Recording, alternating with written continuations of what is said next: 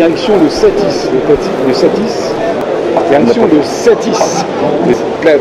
1, 2, 3.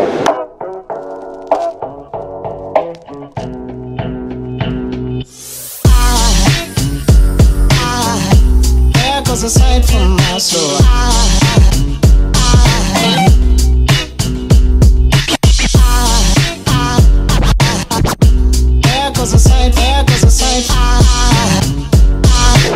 Salut la compagnie. Aujourd'hui, nous sommes au Satis, le salon de l'audiovisuel à Paris, à la porte de Versailles. C'est pendant 3 jours, 15, 16, 17. Nous sommes le 15, le 15 aujourd'hui. Et j'ai le plaisir de vous faire découvrir ce monsieur qui s'appelle Laurent Lessieur, qui est un professionnel du cinéma. L'idée était bonne de pouvoir parler cinéma avec une expérience humaine et du cinéma avec l'expérience matérielle, avec tout ce qu'on a autour de nous. Mon cher Laurent, merci en tout cas de prêter au jeu. Laurent, on dit que tu es un professionnel du cinéma. Est-ce que tu peux nous en dire plus? Aujourd'hui, je suis en passe de devenir réalisateur. Ouais. Je vais monter ma société de production. Voilà. Actuellement, j'enseigne dans 4 écoles. Et j'adore ça depuis maintenant presque 6 ans. Oui. Dans les 4 écoles de cinéma, bien sûr. 4 écoles de cinéma. Ouais. Voilà. Oui. Le métier du cinéma, c'est un métier de passionné, vraiment. Voilà. En fait, je me suis rendu compte avec le temps que si vous ne faisiez pas ce métier par passion, eh bien, vous n'y arriverez pas. Parce qu'il y a des moments très très durs, mais on ne peut pas s'en défaire. Voilà, c'est une passion. Ça doit vous être chevillé au corps, quoi. Alors, est-ce que tu peux revenir un petit peu sur ton parcours, qui est quand même très riche, faut dire.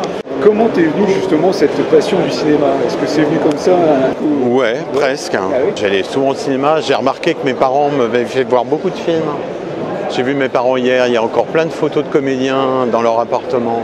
J'ai la révélation en voyant l'Odyssée de l'espace de Stanley Kubrick. Et là, je me dis, si c'est ça le cinéma, c'est ça que je veux faire. Ça n'a pas commencé tout de suite, en fait. Ça n'a pas commencé tout de suite. Bah, Non. De toute façon, on ne vient pas, on rentre pas dans le monde du cinéma comme ça. Ça ne Non. fait pas tout seul, quoi. Alors justement, tu as commencé comment? Ah, j'ai commencé, c'est assez simple. Je fais mon service militaire, j'ai mon bac difficilement, mon bac technique, électronique. Et je décide de faire des études d'ingénieur du son. J'avais les cheveux jusque-là. Ouais, j'aimais la musique, je jouais de la guitare électrique, que j'ai toujours. Les années 70. Hein. Ouais, ça, les années 70. Ouais, cool. Et je vais à l'armée, je reviens. Et là, je dis non, je veux pas faire ça, je veux pas rester derrière une console. Je rencontre mon épouse et elle me dit pourquoi tu ferais pas du cinéma, tu avais vraiment envie? Je dis oui, c'est une excellente idée. Je fais le concours de la FEMIS. Est-ce que tu peux nous rappeler ce que c'est que la FEMIS? Alors, pour celles et à l'époque ça s'appelait l'IDEC, c'est l'école du cinéma. Ouais. En fait, c'est la grande école d'État du cinéma. Ouais. Et vous avez aussi Louis Lumière. Oui, voilà. Donc il y a 2 grandes écoles. La FEMIS, c'est les réalisateurs, documentaires, montage, fiction. Et sinon, Louis Lumière, c'est les écoles techniques. Voilà. Donc il existe la même chose, mais dans le privé. Et moi, j'enseigne aujourd'hui dans le privé. Donc je fais ce concours, je suis pas reçu. Je regarde autour de moi s'il n'y a pas quelqu'un qui traîne dans le métier, quoi. Je vais voir mon grand-père. Je sais qu'il avait fait un film pour les Mirabelles. J'aime les Mirabelles, mimimi, rarara, bébébelle. Voilà, c'est un grand film. Gros slogan qui a fait son époque quand même. Je cherche le producteur que je rencontre et là, on me dit oui. Je rencontre mon premier vrai technicien qui est Louis Becker, donc qui est le fils de son papa, Jean Becker, qui à l'époque est régisseur général. Et Jean est déjà réalisateur. Ils sont en train de faire une pub Banania sur le plateau dans la petite boîte de production à l'ouest de Paris que je rencontre, qui n'existe plus aujourd'hui. Et là, il me dit, d'accord, je veux bien que tu travailles avec moi, mais t'es payé. Et là, le producteur se déconfie. Ah bon? Et depuis, j'ai toujours de la chance et j'ai toujours été payé. Et parce que c'est pas toujours le cas. Et je sais que c'est un peu en ce moment, c'est un petit peu la mauvaise habitude de ne pas payer les gens. Et donc voilà. Mais il y avait aussi un autre monsieur très très connu dans le cinéma. Qui était à côté dans les mêmes bureaux, il y avait Pierre Etex. Quand même. Pierre Etex qui vient juste de décéder il y a 15 jours, 3 semaines, et avec qui j'ai fait une partie de ma carrière, avec qui j'ai encore vu il y a il y a quelques mois, avant l'été. C'était déjà pas mal parti quand même. Ah ben pour moi. Et en plus, j'avais encore une autre chose. Quelqu'un qui venait de faire une série qui s'appelait Code Guillemot. Et cette série s'appelait à l'époque Les Secrets de la Mer Rouge, qui avait fait un gros carton d'audience sur la 2e chaîne ou la 3e chaîne, je crois, à l'époque. Et donc j'ai travaillé avec tous les 3 comme réalisateur, et pratiquement pendant plusieurs années, mais ce qui m'a permis de rencontrer d'autres gens. J'ai rebondi, j'ai fait une carrière qui n'est pas finie aujourd'hui. Deuxième partie d'interview avec Laurent Le Sueur, professionnel du cinéma, producteur, réalisateur, et avant cela a été de nombreuses fois assistant, oui.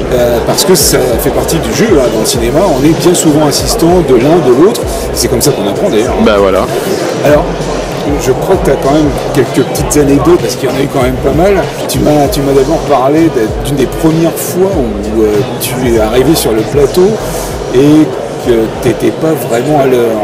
Dans les années 85, j'ai commencé depuis 2-3 ans, quoi.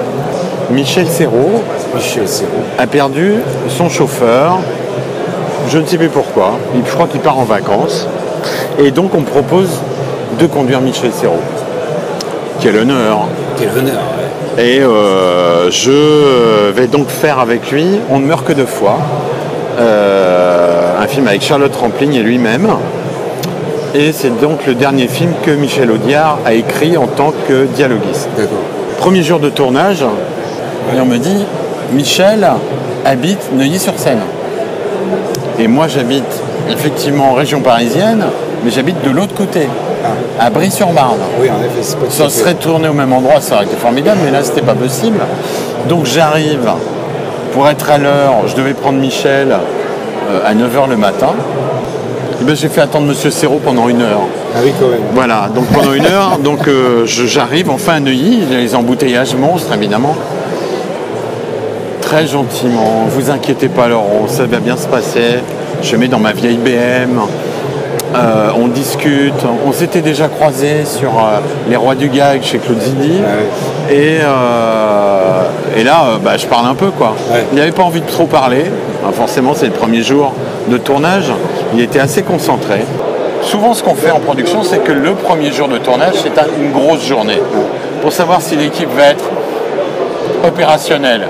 Et le stagiaire, le chauffeur de Monsieur Serrault n'était pas à l'heure. Donc je suis arrivé avec 1 heure de retard sur le plateau, où tout est compté, où l'heure supplémentaire est comptée. Et moi, avec Monsieur Serrault, tous les figurants prêts, c'était un enterrement. Tous les gens étaient en noir, les parapluies, le réalisateur, tout le monde me regardait. Et Monsieur Serrault passe devant moi. Et je vais voir mon régisseur général, qui est Louis Becker, et qui me dit « Laurent, plus jamais ça ». Je dis oui, j'étais flippé.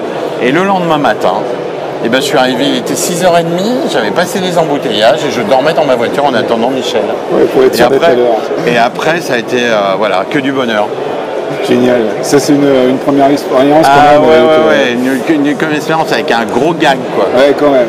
Et pourtant, c'était pas les Rois du Gag. C'était pas les Rois du Gag. Une expérience, tu en as eu plein d'autres. Tu m'as raconté une histoire assez particulière également sur un tournage avec Gérard Horry, c'est bien ça? Oui, c'est Gérard Horry.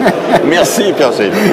Si, une histoire assez drôle aussi. Donc quelques années plus tard, je commence à prendre mes galons de régisseur adjoint. J'ai fait beaucoup de repérage dans ma vie, j'adore ça. C'est-à-dire le repérage, c'est vous avez le scénario du film, il va falloir le mettre dans un lieu. On tourne en extérieur, dans Paris ou n'importe où, et la plupart du temps, on tourne dans des vrais lieux. Donc c'est le film de Gérard Horry, et ça s'appelle Lévy Goliath. D'abord, je le rencontre, et il me dit, écoutez, je m'en fous, ça m'intéresse pas. Je veux même pas voir les photos, il n'y a pas mieux que ce que j'ai trouvé, donc c'est là que je vais tourner. Très bien. Donc moi, je dis déjà, bon, tout va bien, donc je me sens pas fautif. Mes camarades me disent, tiens, on a quelque chose pour toi, donc on est à Versailles, donc il y a une foule magnifique dans la synagogue, c'est une célébration, elle est dans le film. Au bout de l'allée, j'ai monsieur Horry sur une grue qui est là, qui est en train de tourner un plan, et mes camarades me donnent un sandwich et me disent, va porter ça à Gérard, et puis tu l'interromps juste à la fin de la prise. Pas de problème, je le fais, on me le dit, je le fais. Je prends mon sandwich et je vais jusque devant Gérard Houry. Je lui dis, Gérard, c'est pour vous. J'ouvre le sandwich, donc il y avait du fromage. C'est rien ça, mais il y avait du jambon. Donc Gérard, monsieur Houry me dit, refermez ça Laurent et vous sortez tout de suite. Et voilà. Et donc c'est un énorme gag, mais je peux vous dire que mes copains étaient morts de rire en sortant. Ils étaient morts avant que je sorte. Ils me voient arriver, ils étaient pliés en deux. C'était un peu une sorte de bisoutage quelque part. Exactement, c'est un bisoutage. Comme il n'avait pas réussi à vendre ses photos, bah voilà, il y a eu. C'était une grosse blague, ça a marché très bien. Oui. Sur le coup, j'ai pas rigolé, mais. Évidemment. Mais maintenant, on en rigole bien. Maintenant, on en rigole bien, ouais, la preuve. Was a sight from my soul.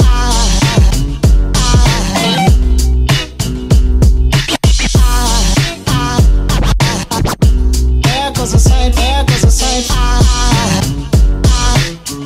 Now there goes a sight from my soul. There goes a sight from my soul. Voilà, on a changé un petit peu d'endroit. On est derrière des grues de cinéma qui sont des grosses grues de cinéma qui sont largement utilisées au cinéma. Tout à fait. Bon, quand on voit des effets comme ça, justement avec la caméra qui bouge en l'air, alors soit c'est des grues, soit c'est des drones maintenant. Il y a beaucoup de drones. Alors, on a retracé un petit peu ton parcours avec, on a compris, les débuts, la famille ça n'a pas marché, puis finalement tu es rentré par un autre biais, le fait de rencontrer, de travailler avec l'un, de travailler avec l'autre, de fil en aiguille, tu as réussi à avoir une carrière très étoffée. Et aujourd'hui, que fais-tu? Depuis 6 ans, j'enseigne dans les écoles de cinéma. Ben oui. Étonnamment. C'était pas très original. Et puis, ayant du temps, je me reprends le temps d'écrire.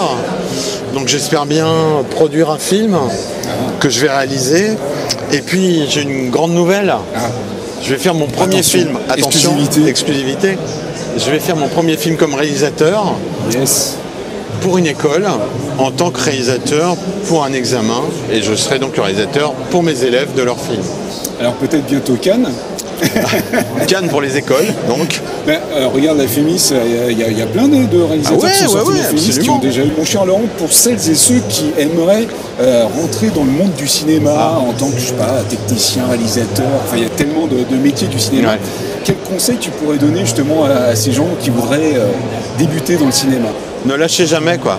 Ne lâchez jamais. Il va y avoir des moments très très durs. Vous allez vouloir avoir envie d'arrêter 10 fois, 100 fois. Vous allez vous faire engueuler. Vous allez vivre des choses qui sont pas sympas. Mais si vous avez la passion, vous resterez. Voilà, il n'y a que ça qui peut vous maintenir. Parce que vous ne serez jamais milliardaire, je vous rappelle. Tout de suite, vous ne serez jamais riche. Non, riche, c'est très peu de messieurs, très peu de dames qui sont nos stars et nos vedettes et certains producteurs, mais le reste du temps, non, c'est un métier qu'on fait par passion, quoi. Puis je crois qu'il faut s'informer, regarder des films à gogo. Il faut, Alors, si vous avez la chance d'être sur Internet, vous allez déjà pouvoir vous nourrir. Il y a plein de sites gratuits que je partage sur ma page Facebook. Et si vous êtes parisien, il y a des musées gratuits, des festivals gratuits au Forum des Images, les bibliothèques de la ville de Paris, notamment la bibliothèque François Truffaut, qui est la bibliothèque du cinéma. Voilà, il faut bouffer du cinéma, il faut en dormir la nuit, comme disait mon grand-père. Il faut y penser le jour et en rêver la nuit. C'est joli ça. Ouais, elle est belle cette phrase. Laurent, merci infiniment. Mais je t'en prie. De nous avoir fait partager justement ton expérience, toute cette histoire. Finalement, en 40 ans, c'est pas rien quand même. Bah non, c'est pas rien. Cinéma. Et puis ça continue avec, on l'espère, très bientôt, déjà un film en tant que réalisateur et puis les projets à moi. Les projets à toi. Alors évidemment, on tient au courant tout le monde. Tu as un Facebook, Laurent Lechieur. Absolument, je vous raconterai. Je mettrai le lien en descriptif, bien sûr. Oui. Mais pour l'instant, je reste un peu secret, c'est normal. On est superstitieux dans ce métier. Donc vous savez des choses avant, mais je vous en parlerai au fur et à mesure.